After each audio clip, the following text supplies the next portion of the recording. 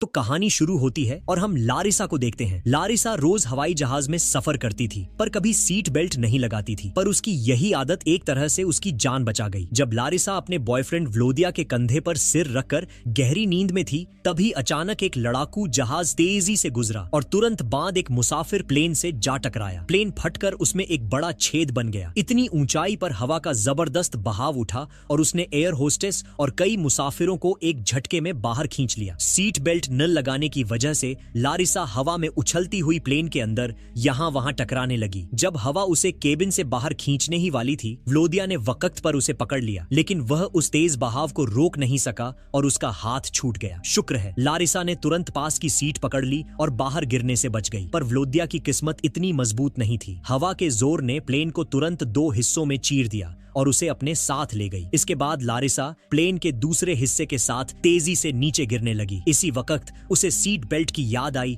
और उसने जल्दी से उसे बांध लिया। अब सब कुछ किस्मत पर था। उसे बस यही उम्मीद थी कि यह बेल्ट उसकी जान बचा लेगी। जल्द ही प्लेन जमीन से कुछ ही मीटर दूर रह गया। अच्छी बात यह थी कि उसकी नीचे गिरने की रफ्तार थोड़ा कम हो चुकी थी। कुछ ही सेकंड बाद वह सीधे जमीन से जा टकराई। किसी को उम्मीद नहीं थी, मगर लारिसा करिश्माई तरीके से जिंदा बच गई। जब उसकी आंख खुली, वह एक जंगल के अंदर पड़ी थी। किसी तरह वो बच गई थी, लेकिन एक टुकड़ा उसकी टांग के आर पार चला गया था। शुक्र था कि वह किसी बड़ी नस पर नहीं लगा। उसने उसे निकालने की सोची, मगर वह बुरी तरह फंसा हुआ था। जरा सा भी हिलाने पर लारिसा दर्द से बेहाल होकर बेहोश होने वाली महसूस करती थी, लेकिन वह जानती थी कि उसे इसे निकालना ही पड़ेगा। एक बार फिर उसने हिम्मत जुटाई और पूरी ताकत लगाई। टुकड़ा धीरे धीरे उसकी टांग से बाहर आने लगा। आखिरकार दिल दहला देने वाली चीखों के बीच वह बाहर निकल आया। लारिसा वहीं बैठकर काफी देर तक सुस्ताती रही। तब जाकर उसे उस जबरदस्त दर्द से थोड़ा आराम मिला। उसने जल्दी से अपनी स्कर्ट का एक हिस्सा फाड़ा और घाव पर पट्टी बांध ली। फिर वह मुश्किल से खड़ी हुई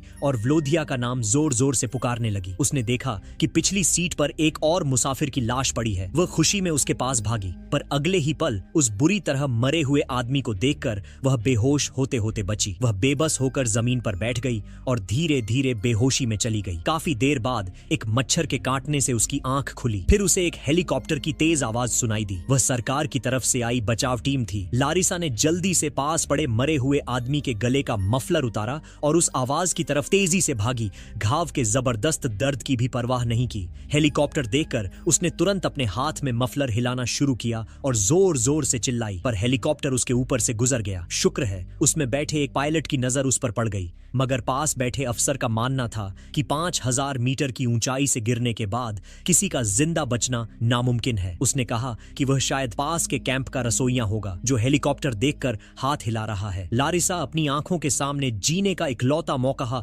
दूर जाते हुए देखती रही, पर वह कुछ नहीं कर सकी। इसी बीच दूसरी तरफ जमीन पर काम कर रहे लोग भी बड़े पैमाने पर तलाश कर रहे थे, पर हर जगह उन्हें बस लाशें ही मिल रही थीं। कोई भी जिंदा नहीं मिला। तभी वही हेलीकॉप्टर उस अफसर को छोड़ने के बाद वापस आकर फिर से ढूंढने का फैसला करता है। पायलट को लगा कि वह आदमी हाथ नहीं हिला रहा था, बल्कि मदद मांग रहा था। उनके भी अपने परिवार हैं, इसलिए वे पीड़ित परिवारों का दर्द समझ सकते हैं। जब तक थोड़ी सी भी उम्मीद है, तब तक हार नहीं माननी चाहिए। उधर लारिसा की मां राइसा को जैसे ही हादसे की खबर मिली, वह रोती बिलखती तुरंत हवाई अड्डे पहुंच गई। लेकिन वहां पहुंचकर उन्हें बड़ा अजीब लगा। कर्मचारियों ने कहा कि यह एक सड़क दुर्घटना थी, जबकि राइसा अच्छी तरह जानती थी कि उनकी बेटी तो प्लेन में सफर करती थी। उन्हें लगा कि यहाँ कुछ न कुछ तो गड़बड़ है। आखिर कर्मचारी उनकी आंखों में देखकर झूठ क्यों बोल रहे थे? क्या हादसे के पीछे कोई ऐसा राज है जिसे वो दुनिया से छुपा रहे हैं? इधर जंगल में लारिसा ने हिम्मत नहीं छोड़ी। उसका दिल बार बार कह रहा था कि उसे व्लोदिया के प्लेन का आगे वाला हिस्सा ढूंढना चाहिए, ताकि उसे पता चले कि वह जिंदा बचा या नहीं। दर्द और थकान के बावजूद वह धीरे धीरे उसी दिशा में बढ़ने लगी। लेकिन तभी एक डरावना साया उसकी नजर में आया। एक चीता। उसके पैरों के नीचे पत्तियां चरमराईं और चीता तुरंत उसकी तरफ मुड़ गया। लगता था कि वह खून की महक का पीछा करते करते यहाँ आया था और साफ दिख रहा था कि वह कई दिनों से भूखा था। लारिसा धीरे धीरे पीछे हटने लगी। दिल इतनी तेज धड़क रहा था कि जैसे सीने से बाहर निकल आएगा। लेकिन तभी गलती से उसका पैर एक सूखी टहनी पर पड़ गया और जोर की टिक की आवाज जंगल में गूंज गई। बस यही आवाज चीते को उसकी तरफ खींच लाने के लिए काफी थी। अब उसे लाशों से ज्यादा एक जिंदा लड़की में दिलचस्पी थी। डर के मारे लारिसा की सांसें सांसें रुक गईं। वह पलक तक नहीं झपका पा रही थी। उसे लगा कि बस कुछ ही सेकंड में वह चीते का शिकार बन जाएगी, लेकिन तभी ऊपर से फिर वही हेलीकॉप्टर लौट आया। उसकी इंजन की जबरदस्त आवाज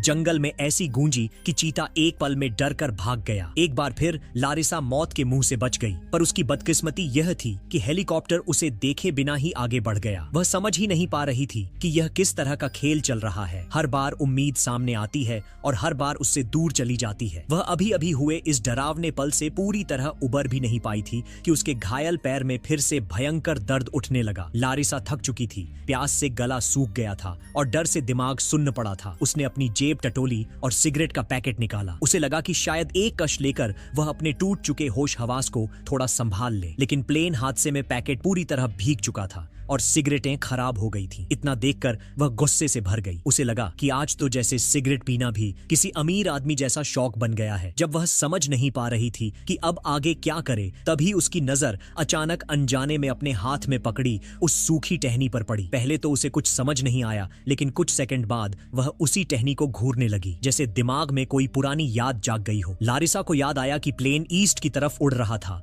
और हादसे के वक्त व्लोधिया आगे वाले हिस्से में था। अगर उसे व्लोधिया को खोजना है तो दिशा जानना सबसे जरूरी है। उसने आसपास नजर दौड़ाई और पास पड़े एक छोटे से टेडी बेयर को देखा जो शायद किसी बच्चे का था। उसे उठाते ही उसमें से एक पतली चांदी जैसी सुई गिर पड़ी। वह मुस्कुराई जैसे प्रकृति खुद उसे संकेत दे रही हो। उसने नदी के पास जाकर पत्तों पर वह सुई रखी और धीरे धीरे पानी की हलचल से दिशा पहचान ली। अब उसे पता था कि उसे किस ओर जाना है। फिर उसने नदी से थोड़ा साफ पानी भरा ताकि प्यास लगने पर काम आए। चलने में आसानी के लिए उसने पास पड़े मरे हुए आदमी के कपड़े उतार कर पहन लिए, क्योंकि उसके अपने कपड़े फट चुके थे और जंगल में चलना मुश्किल हो रहा था। यहाँ तक कि उसने अपनी ऊंची एड़ी वाली सैंडल को भी चाकू से काटकर चप्पल जैसा बना लिया, क्योंकि ऐसे इलाके में हील पहनकर चलना अपने आप को नुकसान पहुंचाना था। उसके पैर लहूलुहान थे, पर वह रुकना नहीं चाहती थी। लंगड़ाती हुई, थकी हुई, पर उम्मीद के सहारे वह आगे बढ़ती रही। जंगल में दूर दूर तक फैली चिड़ियों की आवाजें, हवा की सीटी और पेड़ों की सरसराती शाखाएं उसे लगातार डरा रही थीं। हर आवाज उसे याद दिला रही थी कि यहाँ जरा सी चूक उसकी जान ले सकती है। थोड़ा और आगे बढ़ने पर उसे एक जगह कई टूटे हुए पेड़ दिखाई दिए, जैसे कोई भारी चीज उनके ऊपर गिरी हो। यह देखकर उसका दिल थोड़ा हल्का हुआ। उसे लगा कि शायद वह प्लेन के बाकी हिस्से की तरफ ही जा रही है, लेकिन उसकी यह राहत ज्यादा देर नहीं टिक पाई। अचानक उसका पैर फिसला और वह एक गहरे कीचड़ वाले दलदल में धंसने लगी। शुरू में उसने सोचा कि शायद वह आसानी से बाहर आ जाएगी, लेकिन जैसे ही उसने हाथ पैर मारे वह और भी तेजी से अंदर धंसने लगी। घबराहट से उसका दिल जोर जोर से धड़कने लगा। कीचड़ उसकी कमर तक पहुंच चुका था और हर सेकंड हालात बिगड़ते जा रहे थे। जब उसे लगा कि शायद अब कहानी यहीं खत्म हो जाएगी, तभी उसकी नजर सामने पड़े एक छोटे से पेड़ पर गई। वह बेहद पतला था, जैसे हवा में हिल जाए, पर उस वक्त वह लारिसा की नजरों में किसी जीवन रेखा से कम नहीं लगता था। उसने पूरी हिम्मत जुटाई, हाथ बढ़ाया और उस पेड़ को पकड़ लिया। उसने पूरी ताकत झोंक दी। ऐसा लगा कि या तो यह पेड़ उखड़ जाएगा या फिर वह खुद बच जाएगी। पेड़ अपनी जड़ों से थोड़ा हिला, लेकिन पूरी तरह नहीं टूटा। इसी बीच लारिसा ने खुद को एक जोरदार खींच के साथ कीचड़ से बाहर निकाल लिया। वह हांफती हुई कीचड़ से लथपथ जमीन पर गिर पड़ी, पर जिंदा थी और बस यही बात मायने रखती थी। पर मुसीबतें जैसे उसकी जिंदगी में लाइन लगाकर खड़ी थीं। एक खत्म होती नहीं थी कि दूसरी सामने आ जाती। वह किसी तरह लंगड़ाती हुई एक पहाड़ी पर चढ़ ही रही थी कि अचानक जमीन उसके पैरों के नीचे फिसल गई। मिट्टी इतनी ज्यादा चिकनी थी कि उसका संतुलन बिगड़ गया और वह लड़खड़ाकर फिर से नीचे लुढ़क गई। गिरते हुए उसने कई पत्थरों को टक्कर मारी, पर गनीमत थी कि उसे कोई बड़ी चोट नहीं आई। लेकिन नीचे जाकर उसने जब ऊपर देखा तो उसकी हिम्मत टूटने लगी। उसे उसी रास्ते को दोबारा चढ़ना था। टांग में गहरा जख्म होने के कारण हर कदम उसके लिए किसी सज्जा जैसा था। फिर भी उसने दांत भींचे और धीमे धीमे खुद को ऊपर खींचने लगी। दर्द से उसकी आंखों में आंसू आ रहे थे, लेकिन उसने रुकना नहीं चाहा। जैसे तैसे वह ऊपर पहुंची ही थी कि उसकी सांसें रुक गईं। वही चीता उसके सामने खड़ा था, वही चीता जिससे वह एक बार जान बचाकर भागी थी। लारिसा का दिमाग सुन्न पड़ गया। उसे समझ नहीं आया कि किस्मत उस पर इतना गुस्सा क्यों कर रही है। उसने सोचा कि शायद वह धीरे धीरे बिना आवाज किए चीते के पास से निकल जाए, लेकिन चीते ने उसकी हल्की सी हरकत भी पकड़ ली। इस बार हेलीकॉप्टर की आवाज नहीं थी, न कोई इंसान आसपास, न कोई चमत्कार, सिर्फ वह और मौत सा खतरनाक एक शिकारी। लारिसा ने एक पल भी नहीं सोचा। वह जितनी ताकत उसके शरीर में बची थी उतनी लगाकर भागी। उसके पीछे चीता जोरदार छलांगों के साथ दौड़ा, पत्तियां उड़ रही थीं, पेड़ कांप रहे थे और लारिसा का दिल जैसे सीने से बाहर निकल आने वाला था। जब वह लगभग चीते के पंजों की पहुंच में आने ही वाली थी, तभी अचानक उसका पैर फिसला और वह सीधे एक गहरे गड्ढे में जा गिरी। यह गड्ढा इतना गहरा था कि गिरते हुए उसका होश उड़ गया और वह बेहोश हो गई। काफी देर बाद उसकी आंखें धीरे धीरे खुली। सिर भारी था, पूरा शरीर दर्द से भरा हुआ था। फिर भी वह किसी तरह उठी और चारों तरफ देखा। गड्ढे के ऊपर की तरफ झाड़ियों के बीच से थोड़ी रोशनी आ रही थी। उसने ऊपर झांका। शुक्र था कि चीता कहीं नजर नहीं आ रहा था। वह राहत की सांस ले ही रही थी कि अचानक झाड़ियों में कुछ हलचल हुई। उसका दिल फिर से जोर से धड़कने लगा और ठीक उसी पल चीते की परछाई दोबारा सामने आ गई। उसका खून जैसे जम गया। वह तुरंत एक बड़े पत्थर के पीछे दुबक गई, सांस तक रोक ली। अच्छी बात यह हुई कि चीते की नजर गड्ढे के अंदर नहीं पड़ी। अगर वह 1 सेकंड भी हिली होती तो शायद कहानी यहीं खत्म हो जाती। इसके बाद लारिसा रास्ते में धीरे धीरे चल रही थी कि उसकी नजर अचानक जमीन पर पड़े एक लाइटर पर पड़ी। इतने दिनों से मौत, दर्द और डर के बीच फंसी हुई वह उस छोटे से लाइटर को देखकर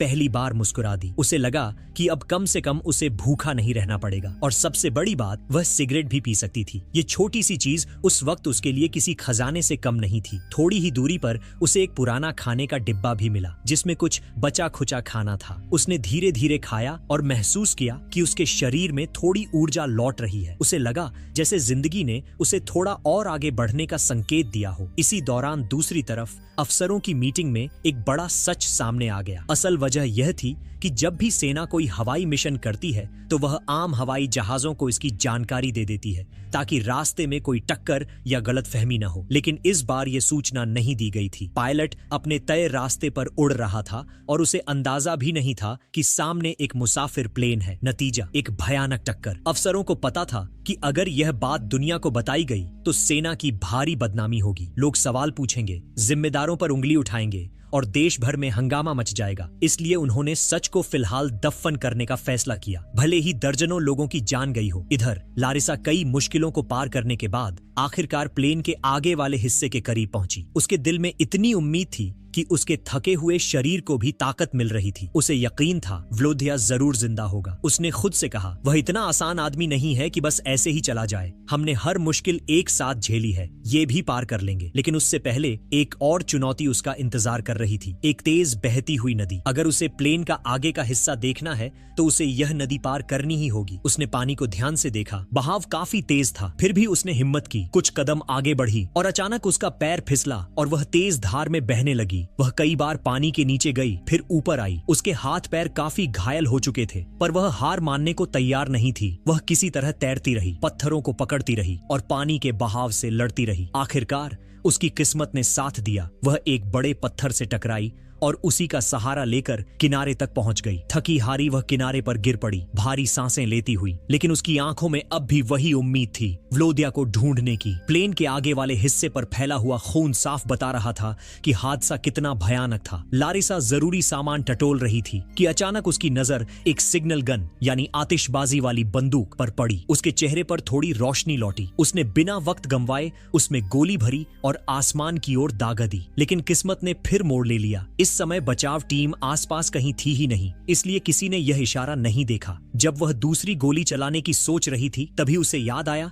कि बेवजह गोलियां खत्म करना खतरे की बात है। उसने धीरे से गोली वापस निकाली और मन ही मन तय किया कि इसे तभी चलाएगी जब बचाव दल उसकी रेंज में हो। उसी वक्त मौसम ने अचानक करवट ली। तेज हवा और ठंड ने उसकी हड्डियां जमा दी। उसके दांत कटकटाने लगे और शरीर बर्फ की तरह सख्त होने लगा। उसने जल्दी जल्दी सूखी लकड़ियां इकट्ठी की और आग जलाने की कोशिश की, लेकिन बदकिस्मती से लाइटर पानी में रहने से पूरी तरह खराब हो चुका था। लारिसा को महसूस होने लगा कि अगर उसने जल्द कुछ नहीं किया तो वह ठंड से मर सकती है। उसने प्लेन के मलबे के बीच पड़ा एक प्लास्टिक का थैला उठाया और उसे अपने सिर पर बांध लिया ताकि शरीर की थोड़ी बहुत गर्मी बाहर न जाए। उसने खुद को जितना हो सका सिकोड़ लिया और कांपते हुए वहीं लेट गई। आखिरकार थकान और ठंड ने उसे नींद में धकेल दिया। उधर हादसे की खबर मिलते ही लारिसा और व्लोदिया दोनों के माँ बाप उस इलाके में पहुंच गए थे, लेकिन वहां पहुंचकर उन्हें और ज्यादा सदमा लगा क्योंकि सेना ने पूरे क्षेत्र को चारों तरफ से घेर लिया था। किसी आम आदमी को अंदर जाने की इजाजत नहीं थी, चाहे वह पीड़ित परिवार ही क्यों न हो। लारिसा के पापा की पहचान सेना के एक बड़े अफसर से थी, इसलिए उन्हें उम्मीद थी कि शायद वह किसी तरह सच तक पहुंच पाएंगे, पर असलियत यह थी कि अंदर घुसना ही एक बहुत बड़ी चुनौती थी। इसी बीच व्लोदिया की माँ गैलेना, जो भीतर से पूरी तरह टूट चुकी थी, अचानक एक बहादुरी भरा फैसला लेती है। उन्होंने अपनी कार स्टार्ट की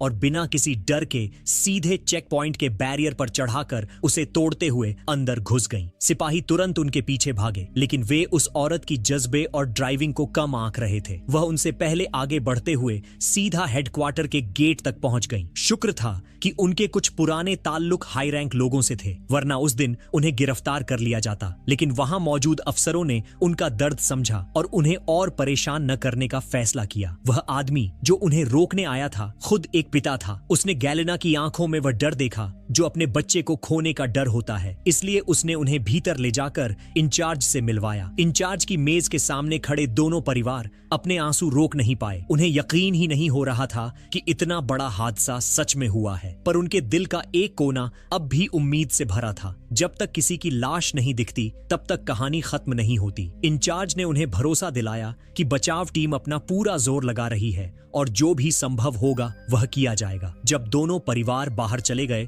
तो इंचार्ज ने उस आदमी को बातचीत के लिए रोका। वह बोला, सर, पहली बार जब हमारी हेलीकॉप्टर टीम गश्त कर रही थी, उन्हें दूर से एक लड़की दिखी थी। शायद उसने हाथ भी हिलाया था। यह सुनते ही इंचार्ज की आंखें बड़ी हो गईं, जैसे उसे किसी बड़ी बात का सिरा मिल गया हो। उसने बिना एक सेकंड घंवाए तुरंत आदेश दिया, अभी हेलीकॉप्टर भेजो, उसी दिशा में, उसे ढूंढो। इसी बीच दूसरी तरफ लारिसा थकान और दर्द से टूटी हुई चल रही थी कि तभी उसकी नजर एक पेड़ की टहनी पर अटके हुए एक बैग पर पड़ी। उसने बैग उतारा, साफ किया और जैसे ही उस पर नजर गई उसका दिल बैठ गया। वह व्लोदिया का बैग था। बैग खोलकर देखा तो उसमें उसकी अपनी एक तस्वीर रखी हुई थी, वही तस्वीर जो व्लोदिया हमेशा अपने साथ रखता था। तस्वीर देखते ही उसकी आंखें नम हो गईं। उसे उन दोनों के पुराने दिन याद आने लगे। हंसी, छोटी छोटी लड़ाइयां, सफर, सपने, सब कुछ एक पल में जैसे आंखों के सामने घूम गया। लेकिन यह हादसा, इसने एक ही दिन में सब कुछ तोड़ दिया था। वह तस्वीर को सीने से लगाकर कुछ देर चुपचाप बैठी रही, फिर गहरी सांस लेकर बैग को अपनी पीठ पर डाला और भारी मन से आगे बढ़ चली। थोड़ी देर बाद जब वह एक गहरी घाटी जैसे गड्ढे के पास पहुंची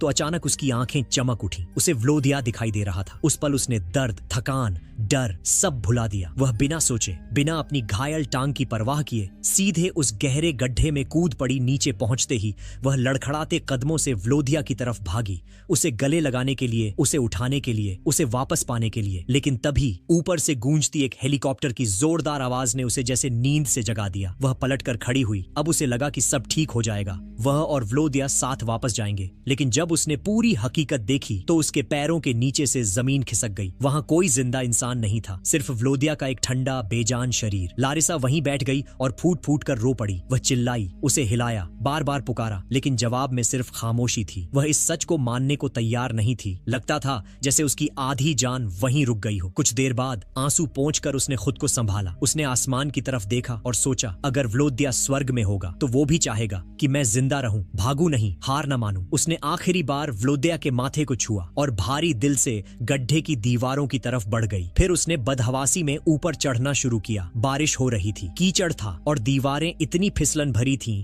कि चढ़ना लगभग नामुमकिन था। उधर बचाव टीम भी चारों तरफ उसकी खोजबीन कर रही थी। वे उसकी आवाज सुनने की कोशिश कर रहे थे। लारिसा जितना जोर से चिल्लाती उतना ही उसकी आवाज बारिश में दब जाती थी। वह ऊपर चढ़ती, एक हाथ जमाती और अगली ही पल फिसलकर फिर नीचे आ जाती। लेकिन उसने रुकना नहीं चुना, क्योंकि अब वह सिर्फ अपने लिए नहीं बल्कि व्लोदिया की याद के लिए भी लड़ रही थी। पर अच्छी बात यह हुई कि उधर दूसरी तरफ खोज में जुटे उस आदमी को लारिसा द्वारा दागी गई पहली सिग्नल गन की गोली मिल गई। उसके धुएं और गंध से उसे पक्का यकीन हो गया कि लारिसा यहीं कहीं आसपास है। उसने पूरी ताकत से उसका नाम पुकारना शुरू कर दिया। जंगल की खामोशी को चीरती उसकी आवाज हर तरफ फैल गई। उसी समय लारिसा भी आखिरकार उस फिसलन भरी दीवार से ऊपर चढ़ने में सफल हो गई। वह इतनी थकी हुई थी कि खड़े रहना भी मुश्किल था, लेकिन उम्मीद उसके अंदर अब भी जिंदा थी। कांपते हाथों और तेज धड़कते दिल के साथ उसने सिग्नल गन उठाई, उस आखिरी गोली को भरा और पूरी उम्मीद, पूरी ताकत और पूरी दुआओं के साथ उसे आसमान की तरफ दाग दिया। जैसे ही वह छोटी सी लाल रोशनी हवा में फटी,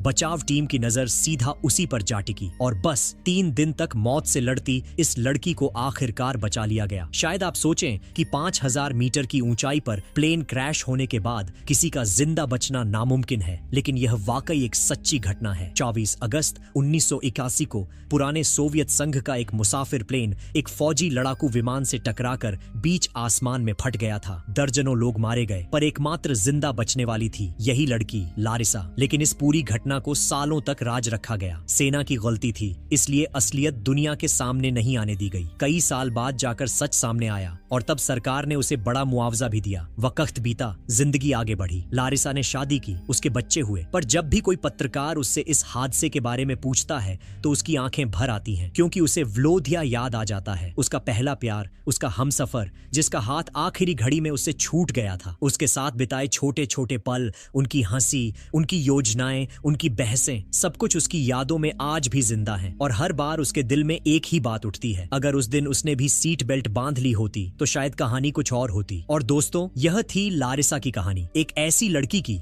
जिसने मौत, जंगल, दर्द और अकेलेपन से लड़ते हुए 3 दिन तक अपनी जिंदगी को दांव पर लगाया और आखिरकार जीत गई। यह कहानी हमें एक बात जरूर सिखाती है, जिंदगी कभी कभी हमें ऐसे हालात में डाल देती है जहां सिर्फ 2 ही रास्ते होते हैं, हार मान लो या फिर लारिसा की तरह लड़कर वापस उठ जाओ। लारिसा आज भी जिंदा है, उसकी अपनी फैमिली है, लेकिन उसके दिल का एक हिस्सा व्लोदिया के साथ ही रह गया, क्योंकि पहला प्यार कभी मिटता नहीं, वो बस याद बनकर दिल में बस जाता है। दोस्तों, अगर आपको यह सच्ची कहानी दिल से महसूस हुई हो तो वीडियो को लाइक जरूर करना और कमेंट में बताना, अगर आप लारिसा की जगह होते तो क्या आप भी इतनी हिम्मत दिखा पाते। मिलते हैं अगली कहानी में, तब तक सुरक्षित रहें और अपनी जिंदगी में सीट बेल्ट जरूर बांधें। हम उम्मीद करते हैं कि यह कहानी आपको पसंद आई होगी।